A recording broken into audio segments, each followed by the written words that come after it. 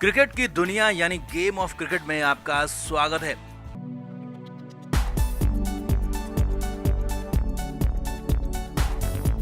भारत और ऑस्ट्रेलिया के बीच सिडनी के मैदान में दूसरा टी20 मैच खेला गया। इस मैच में दोनों ही टीमों ने अच्छा खेल दिखाया, बस मामूली अंतर से हार और जीत हुई।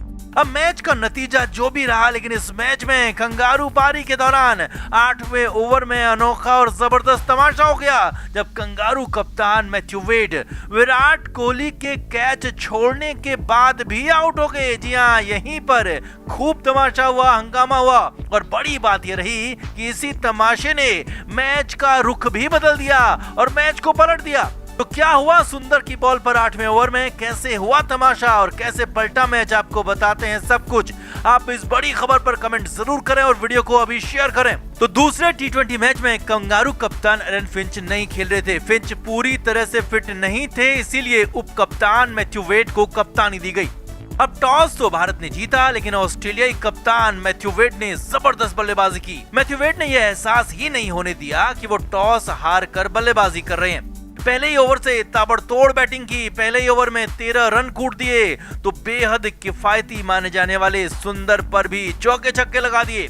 कप्तान विराट कोहली को मैथ्यू वेड का तोड़ ही नहीं मिल रहा था।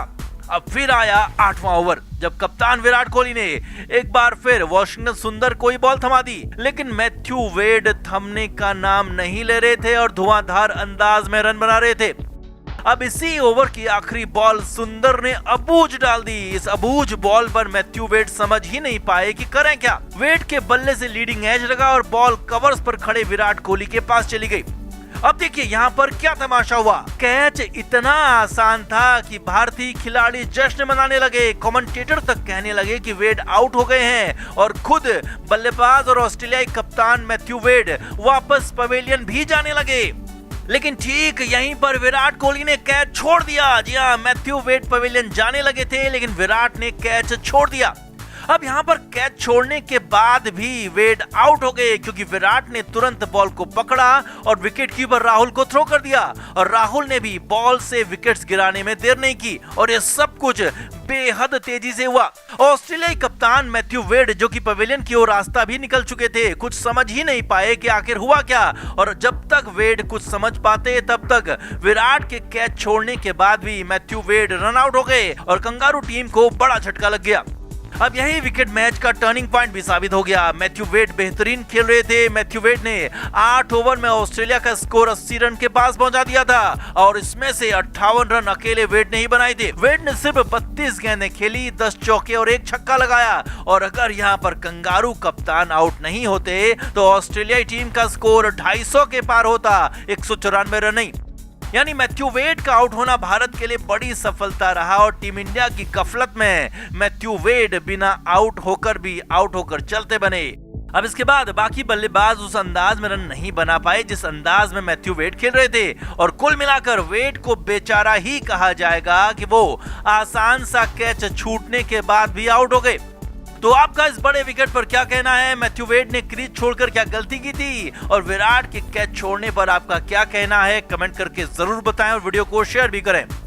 भारत और ऑस्ट्रेलिया के बीच सिडनी के मैदान में पहला टूर मैच चल रहा है। टेस्ट मैचों के लिए हो रहे इस 3 दिन के अभ्यास मैच में टीम इंडिया के बल्लेबाज बुरी तरह से ढेर हो गए। हालत ये थी कि दोनों ही ओपनर्स 0 पर आउट हो गए। हालांकि इसके बाद मिडिल ऑर्डर और लोअर ऑर्डर ने कुछ दमखम दिखाया और दिन का खेल खत्म होने तक भारत ने 237 रन बना लिए, क्योंकि वो तो एक तरफ कप्तान अजिंक्य रहाणे ने खूंटा गाड़ लिया था और थोड़ी सी लाज बचा ली, लेकिन भारत के ओपनर्स ने भारत को नाक कटाने से कहीं का नहीं छोड़ा। और टेस्ट मैच वाले अभ्यास के पहले दिन भारत की ऐसी हालत हो गई कि लोग रोहित शर्मा को याद करने लगे। यही नहीं, बीसीसीआई भी इस प्रदर्शन के बाद हरकत में है और रोहित शर्मा को जल्द ही ऑस्ट्रेलिया भेजा जा सकता है। रोहित की इमरजेंसी एंट्री हो सकती है। तो कैसा रहा पहले दिन का पूरा खेल? कैसे ओपनर हुए ढेर, कैसे रहाणे ने लगाया महाशतक और दिन के आखिर में कैसे उमेश यादव ने की छक्कों की बरसात,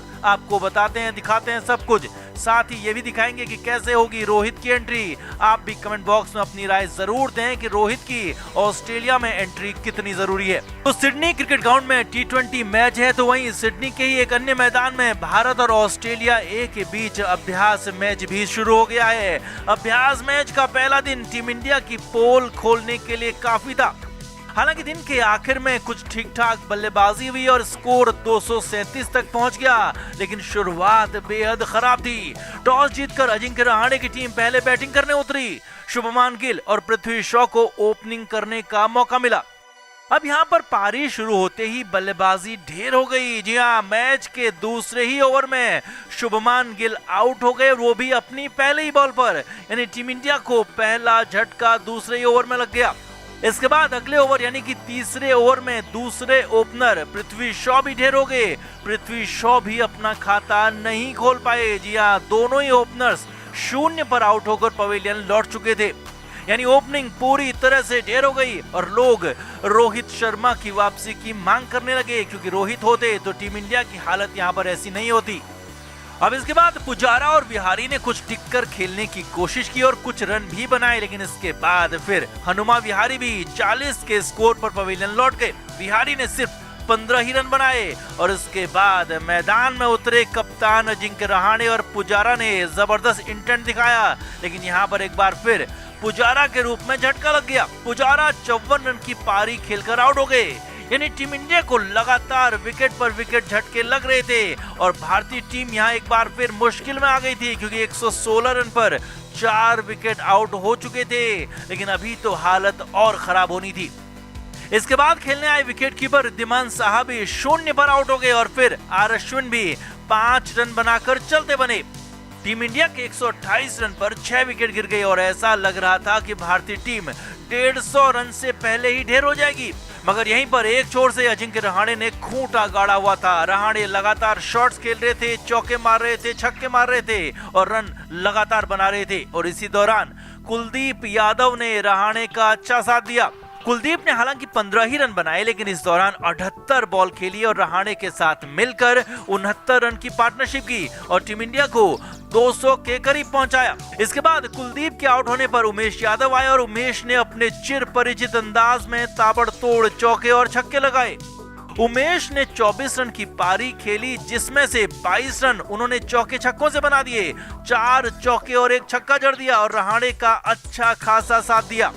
वहीं दूसरी तरफ अजिंक्य रहाणे ने अपना शानदार खेल जारी रखा और 205 बॉल पर शानदार शतक लगाया। रहाणे का ये महाशतक इसलिए भी महत्वपूर्ण था क्योंकि रहाणे ने बेहद दबाव में ये पारी खेली थी और टीम इंडिया को मझधार से निकाला था। रहाणे ने दिन का खेल खत्म होने पर 108 रन बना लिए थे और रहाणे नॉट आउट रहे सिराज के साथ। रहाणे ने अपनी पारी में 16 चौके लगाए तो एक शानदार छक्का भी उड़ाया और कप्तानी पारी खेलते हुए भारत की लाज कुछ हद तक बचा ली। अब टीम इंडिया ने पहले दिन का खेल खत्म होने पर 8 विकेट पर 237 रन बना लिए, जो कि शुरुआती झटकों के बाद ठीक ठाक स्कोर कहा जाएगा। लेकिन शुरुआती जो झटके लगे उनसे एक बार फिर रोहित शर्मा की डिमांड तेज होने लगी है कि रोहित शर्मा की ऑस्ट्रेलिया में एंट्री कराई जाए, रोहित को कंगारों के देश भेजा जाए ताकि टीम इंडिया की ऐसी हालत कम से कम हो और रोहित का दमखम ऑस्ट्रेलिया में नजर आए। वैसे बीसीसीआई भी 12 दिसंबर को रोहित शर्मा की फिटनेस का टेस्ट करने जा रही है और बहुत संभव है कि उसके बाद जल्द से जल्द रोहित शर्मा को कंगारुओं के देश रवाना किया जाएगा, क्योंकि भारत की टेस्ट मैचों में वाकई हालत खराब हो सकती है और रोहित यहाँ ट्रम्प कार्ड साबित हो सकते हैं। तो रहाणे के शतक पर आपका क्या कहना है? रोहित की वापसी कितनी है जरूरी? कमेंट करके जरूर बताएं और वीडियो को अभी शेयर करें। क्रिकेट के हर नए अपडेट के लिए गेम ऑफ क्रिकेट को सब्सक्राइब करें और उसके बाद बेल आइकन को प्रेस करना ना भूलें ताकि सिर्फ आपको मिले गेम ऑफ क्रिकेट की हर खबर सबसे पहले।